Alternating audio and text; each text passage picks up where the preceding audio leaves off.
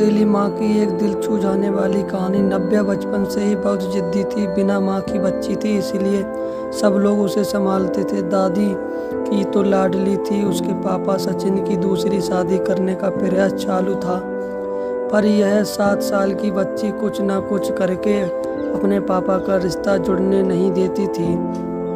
उसकी दोनों नानी और दादी उसे समझा समझा कर थक गईं। बेटा, सभी सौतेली माँ बुरी नहीं होती और हम न है ना, तुम्हें अगर तकलीफ दी तो हम उस पर चिल्लाएंगे, डांटेंगे। लेकिन उसके मन में बार बार डर आ रहा था कि सौतेली माँ मुझे तकलीफ देगी, पापा भी उसका ही सुनेंगे और उसकी माँ की आखिरी याद मतलब उसका मंगलसूत्र वह भी उस सौतेली माँ को दे देंगे। ऐसे उसे लगता था। सभी को टेंशन हो रहा था कि उसे कैसे समझाए। उसकी माँ मतलब सुनीता का एक्सीडेंट में 2 साल पहले ही इस दुनिया से चली गई। तब से लेकर अब तक बच्ची को सभी संभालते थे, पर उसकी यह जिद जरा ज़्यादा ही थी। कैसे बताए, अभी उसकी दादी ने उनकी ही मौसेरी भाई की लड़की पसंद कर ली थी। उसकी भी शादी होकर तलाक हो गया था और उसे एक लड़का भी था, पर यह बच्ची सुनने को तैयार नहीं थी। वह लड़का है मतलब उससे ही सब प्यार करेंगे, मुझसे नहीं, ऐसा मन में वहम बिठाए वो इस शादी को नहीं होने देगी।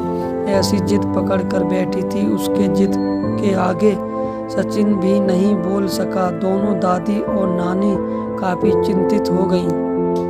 बाद में सुनीता की माँ ने समस्या का समाधान निकाला। सुनीता की एक दोस्त माया, जिनकी उम्र हो चुकी थी, इसलिए उसकी शादी तय नहीं हो रही थी। उसके घर जाकर नानी ने सब हकीकत बताई।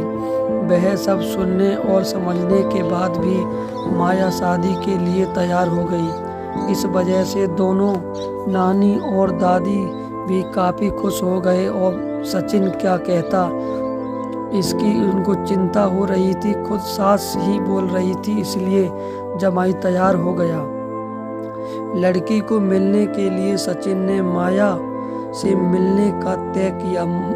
मुलाकात के दिन सचिन ने माया से कहा कि मैं सिर्फ नव्या के भविष्य के लिए और अपनी माँ की इच्छा के लिए तैयार हूँ। मेरी तरफ से बाकी कोई उम्मीद मत करो। वीडियो अच्छी लगी हो लाइक करो, शेयर करो।